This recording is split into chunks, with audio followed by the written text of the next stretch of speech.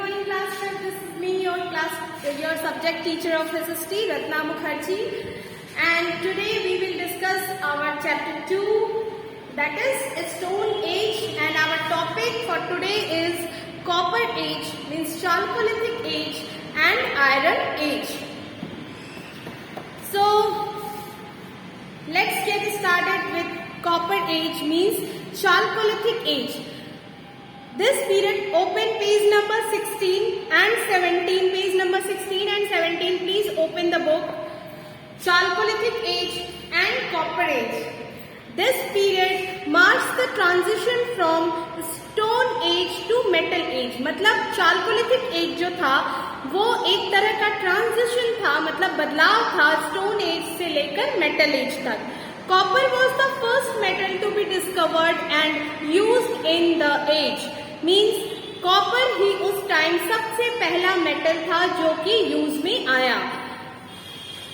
Therefore, this age is also known as Copper Age. उसके बाद Chalcolithic Age को Copper Age के नाम से भी जाना जाने लगा. मतलब जब मेटल आपका पहली बार जो मेटल की खोज हुई, मेटल जब यूज में आने लगा, तब Chalcolithic Age को हमने कॉपर एज का नाम भी दे दिया, क्योंकि the first copper was metal in that time. उस पीरियड में सबसे पहले मेटल ही यूज में आया.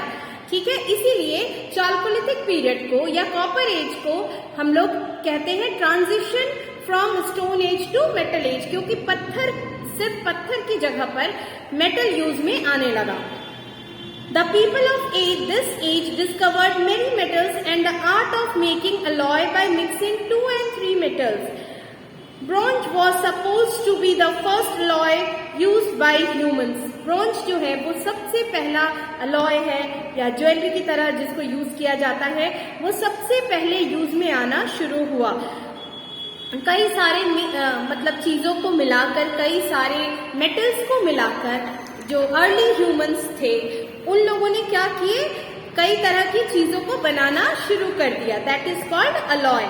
ठीक है, many agriculture tools were used to increase the productivity. बहुत सारे ऐसे एग्रीकल्चर टूल्स भी बनाए गए जिससे प्रोडक्टिविटी क्या हुई, बढ़ाया गया, प्रोडक्टिविटी को बढ़ाया गया.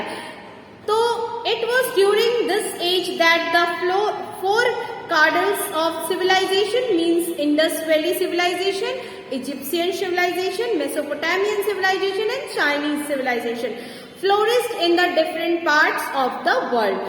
जब स्टोन एज के बाद मेटल एज आया तो उस टाइम 4 ऐसी सिविलाइजेशन भी सामने आई जिन्होंने धीरे धीरे they had been developing their mind, their culture, their tradition, their everything. Means धीरे धीरे ये 4 सिविलाइजेशन जो है वो अपने आप में चेंजेस लाना शुरू कर रहे थे धीरे धीरे. आफ्टर मेटल एज के आने के बाद all the civilization flourished near river banks basin because the land near the river basin was fertile and suitable for agriculture and for digging canals for irrigation. सबसे इम्पोर्टेंट है जो river के किनारे जो जमीन होती है, जो प्लॉट होता है, वो बहुत ही एग्रीकल्चर पॉइंट ऑफ व्यू से बेस्ट होता है. क्यों? क्योंकि वहां पे जो भी खेती का काम किया जाता है उससे ये होता है कि पानी के लिए ज्यादा दूर नहीं जाना पड़ता. बगल में अगर नदी हो या ऐसा कोई रिवर या कोई पॉन्ड हो, कोई तालाब हो, तो आराम से पानी की सप्लाई हो सकती है. ठीक है, तो ये चारों जो सिविलाइजेशन थे ये आपके रिवर बैंक के पास ही रहते थे, मतलब नदी के किनारे पर ही रहते थे. और इसलिए ये अपनी एग्रीकल्चर डेवलपिंग सिचुएशन को धीरे धीरे और ज्यादा डेवलप कर रहे थे. ठीक है, और साथ में वहां रहने की वजह से इन्हें किसी भी तरह का केव खोदने में बहुत आसानी रहती थी, डिग करने में बहुत आसानी रहती थी, जिससे कि ये एनिमल्स के आने से छुप सके और अपने सामान को भी स्टोर कर सके. People could easily use water for irrigational purpose for their cattle. The nearby rivers provided food in the form of fish and other aquatic animal and also help in transport. अब क्या है कि पानी की वजह से, पानी के पास जो ये चारों सिविलाइजेशन डेवलप हुए थे, इससे इन्हें फायदा क्या क्या मिलता था. देखिए, फायदा मिलता था कि इन्हें पानी से मिलने वाले खाद्य पदार्थ मीन्स फूड, मीन्स फिशेस, जो मछली जिसको बोला जाता है, ये सब मिल जाते थे। दूसरी चीज ये होती थी कि इनका जो भी खेती का काम होता था उसके लिए पानी मिल जाता था इनको। तीसरी चीज होती थी इन्हें एक जगह से दूसरी जगह अगर ये नदी के रास्ते जाते हैं तो ट्रांसपोर्ट का अरेंजमेंट भी वेरी इजीली इन पानी के पास रहने की वजह से हो जाता था। In this age, human beings learned the art of smelting and molding copper into different desired shape as knives, spearheads, sword, etc. यही एज था कॉपर का जिसमें कि जो अर्ली ह्यूमंस थे, जो ह्यूमन बींग्स थे, उन्होंने मेटल को गलाने की प्रोसेस को सीख लिया और कई नए नए आकार देने का तरीका भी जाना। कैसे, वो मैं आपको बताती हूँ। अब क्या हुआ कि जब उन्होंने स्मेल्टिंग और माउल्डिंग की प्रोसेस मतलब गलाने और बनाने की प्रक्रिया को जान लिया, उसके बाद उन्होंने कई तरह की नाइफ्स मतलब चाकू बनाए, स्वॉर्ड मीन्स तलवार बनाया, मीन्स बहुत सारी चीजें ऐसी उन्होंने बनाई जब उन्होंने मेटल को गलाने का प्रोसेस जान लिया। उसके बाद आपको पता होगा कई बार आप लोहे को या कोई ऐसी चीज जिसको आप सपोज प्लास्टिक को अगर आप गला दें तो प्लास्टिक का शेप ही बदल जाता है, वो गोल सा टाइट सा ब्लैक सा हो जाता है, ठीक है। तो इस तरह से उन्होंने भी अर्ली ह्यूमंस भी मेटल को स्मेल्टिंग और माउल्डिंग के प्रोसेस के थ्रू इन्होंने नाइफ्स और स्वॉर्ड जैसी कई तरह की चीजों में आकार देना शुरू कर दिया। With the help of these implements they used to make stone houses, then temples, tomb and pillars. उसके बाद क्या हुआ कि इस वजह से उन्होंने कई तरह के टॉम्ब और पिलर्स जैसे पत्थर के पिलर, पत्थर का सब कुछ बनाना शुरू कर दिया, पत्थर के घर बनाने शुरू कर दिए। They also made ornaments from these metal. Ornaments means jewellery, ठीक है। इस तरह के मेटल से उन्होंने ज्वेलरी मेकिंग का काम भी शुरू कर दिया, ज्वेलरी बनाना भी शुरू कर दिया। सोशल लाइफ, अब इनकी सोशल लाइफ कैसी थी? ओके, तो today we will discuss social life of in copper age. The structure of the society became more complex and it was divided into different groups based on division of labor. कई तरह के labour के categories में define थे और इस वजह से इनकी सोशल लाइफ थोड़ी अलग थी। फॉर एग्जाम्पल, अगर किसी को कारपेंटर का काम आता है तो वो कारपेंटर की कम्युनिटी में बिलोंग करेगा। अगर किसी को पोट्री का काम आता है तो वो मिट्टी के बर्तन बनाने के काम में इन्वॉल्व रहेगा और इस तरह से इनकी अलग अलग कम्युनिटीज बनी।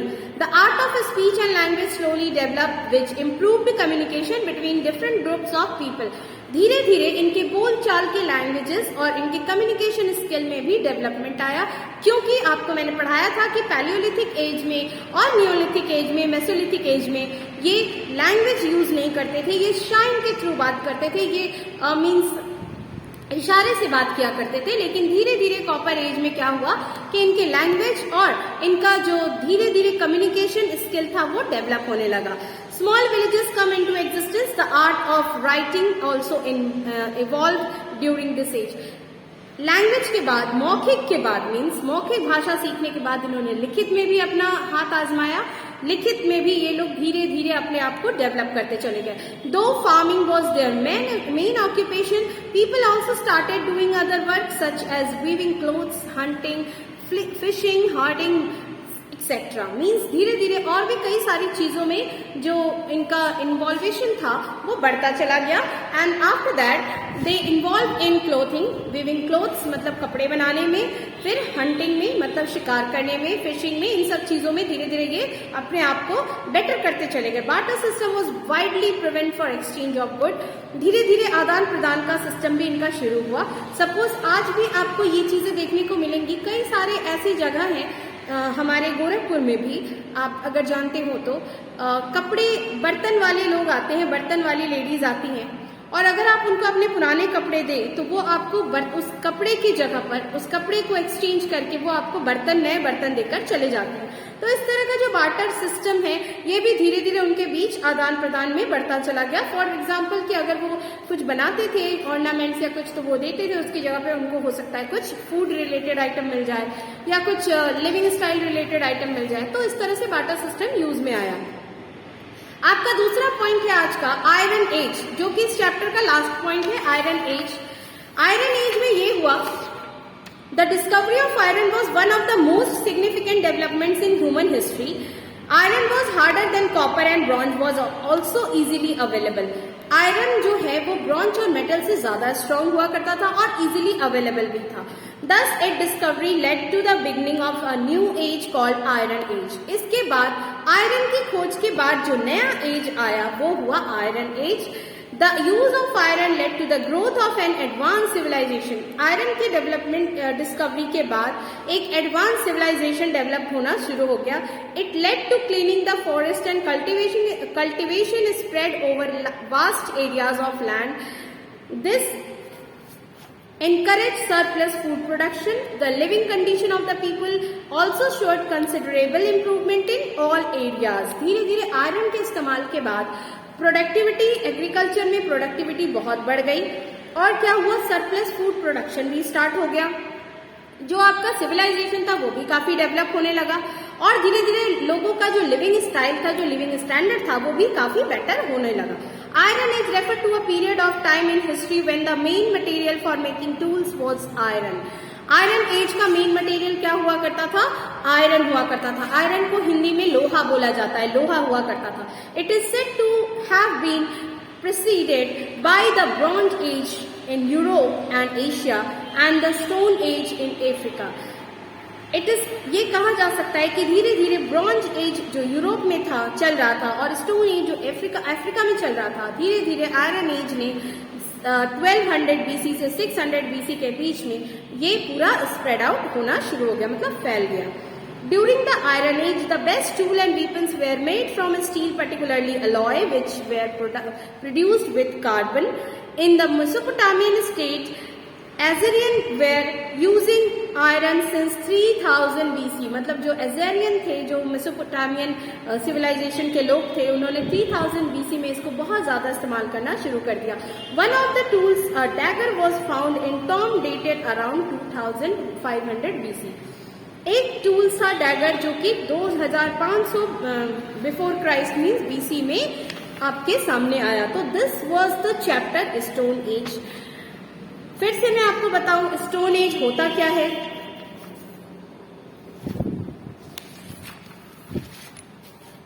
The first 98% of human history is unrecorded and it is called prehistory या फिर स्टोन एज। तो 98% जो ह्यूमन हिस्ट्री जिसका कोई रिकॉर्ड नहीं है उसे ही स्टोन एज का नाम दिया गया था, जिसमें पहला था पैलियोलिथिक एज जिसको ओल्ड स्टोन एज बोला जाता था, जिसका टाइम पीरियड था, the time period was 5 lakh BC to 10,000 BC। Then point number 2 mesolithic age 10,000 BC to 8,000 BC। Then neolithic age जिसको न्यू स्टोन एज भी बोला जाता था, that is 8,000 BC to 4,000 BC।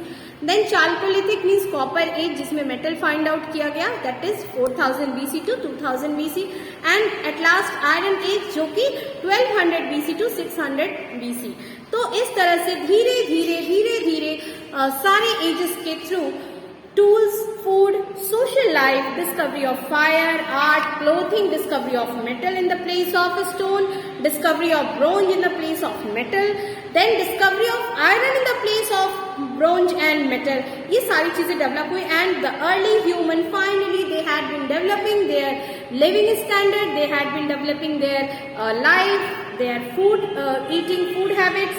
So धीरे धीरे हम कह सकते हैं कि आज की जनरेशन तक आते आते हमारे अर्ली ह्यूमंस ने कई सारे डिस्कवरीज भी किए जो आज हम यूज कर रहे हैं इन अ वेरी मॉडर्न वे, और बहुत सारी चीजों में उन्होंने नए इन्वेंशन को खोज निकाला जो हमारे बहुत से काम आ रहे हैं आज इन अ मॉडर्न वे, मतलब एक नए प्रकार से एक मॉडर्न वे में। ठीक है, so your homework is read chapter number 2 Stone Age, and if you have any difficulties regarding chapter 2 please contact me, I will solve your problem, and tomorrow I will send the book exercise as a PDF format in School Mitra app, so please download School Mitra app as soon as possible. Have a good day. Thank you very much classmate. Goodbye.